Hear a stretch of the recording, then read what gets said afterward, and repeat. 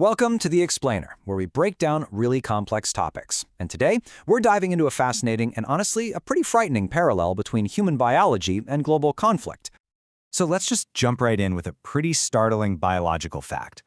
For about half of all men, the very first symptom of heart disease isn't, chest pain or feeling out of breath, it's sudden death.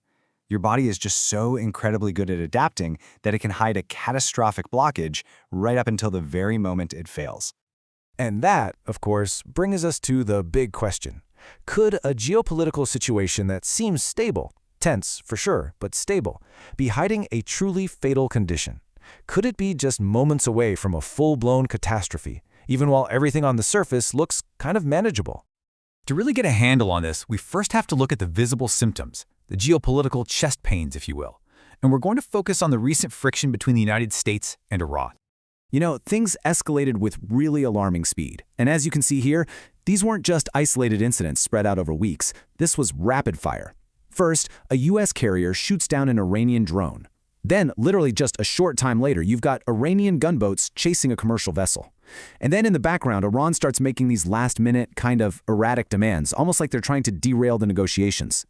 These are the sharp, painful events you notice, the warning signs. And the language, the official rhetoric, was just as intense.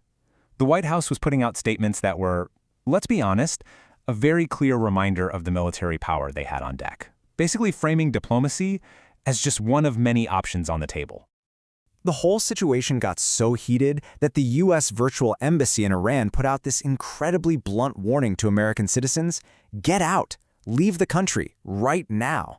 That is the kind of emergency signal you just can't ignore. But here's the thing. All those events, as alarming as they are, they're just the symptoms. They don't actually tell you about the underlying disease. To see the real danger, we have to look deeper at the slow, silent buildup of pressure, what we're going to call geopolitical atherosclerosis. So in medicine, atherosclerosis is this process where your arteries just slowly harden and clog up over decades. It's a totally silent disease. This stuff called plaque, which is basically a mix of cholesterol, calcium, and other gunk, just builds up on the artery walls. Now, this is where we bust a huge myth. Most of us, right, we picture this like a clog in a drain pipe that just slowly closes up, meaning you'd feel things getting worse and worse over time. But that is not how it works in the body at all. Our bodies are just incredible at adapting. The artery wall literally remodels itself. It stretches outward to make more room for all that growing plaque. And what this means, and this is wild, is you can have a massive 90% blockage, but still have perfectly normal blood flow. You feel completely fine, zero symptoms. And this is where the parallel just clicks into place. Just like high blood pressure and smoking create that biological plaque, these long-term geopolitical stressors, we're talking decades of deep mistrust, crippling economic sanctions, endless military posturing, they do the same thing.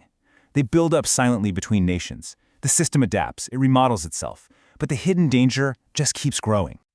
So if this slow, hidden buildup isn't what causes the final crisis, what does? Well, that brings us to what's called the rupture event. The catastrophe isn't the plaque itself. It's when that plaque, which is often covered by a really thin, fragile cap, suddenly tears or ruptures. The body completely panics. It thinks it's a major wound, and it sends everything it's got to form a blood clot. And within minutes, a massive clot can form, completely sealing the artery, stopping the blood flow, instantly. And that is the heart attack. And here is the absolute crucial point. In geopolitics, a seemingly small incident, a drone getting shot down, a miscalculation in some crowded waters, that could be the plaque rupture. It could trigger a rapid, overwhelming, and totally disproportionate escalation that just steamrolls diplomacy and leads to a full-blown conflict.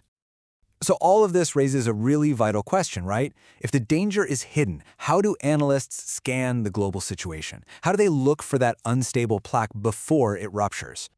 Cardiologists don't just wait for the symptoms. They have these advanced tools like CT angiograms that can actually see the soft, unstable plaque, the ticking time bombs, before they become fatal.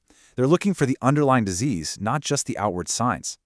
So, okay, let's run a geopolitical scan on our patient here.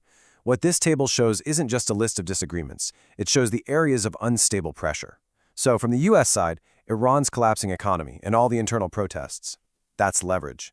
But from Iran's side, harassing ships and keeping diplomatic goals really narrow, that's their way of pushing back. Every single one of these pressure points is a potential spot for a rupture. And the pressure being applied by the US it's huge. The demands, as you can see, go way beyond just the nuclear program. They're trying to fundamentally change Iran's military power, its influence in the region, and even its internal politics. This is a broad, systemic stress on the entire Iranian regime. Now, the source of this confidence from the US is the belief that they hold all the economic trump cards. The whole strategy really hinges on this idea that crippling sanctions will create such unbearable pressure that they'll give America the leverage to force Iran to the table from a position of weakness. And this quote from a former Deputy National Security Advisor, it just lays the strategy out perfectly. It draws a direct line to President Reagan's approach with the Soviet Union. Apply overwhelming economic and military pressure and win without firing a shot. It's a really high-stakes strategy that's betting the system can handle all that stress without a catastrophic rupture. Which leaves us with this final, critical thought. We can analyze all the stressors, we can map the pressures, we can understand the pathology of a conflict.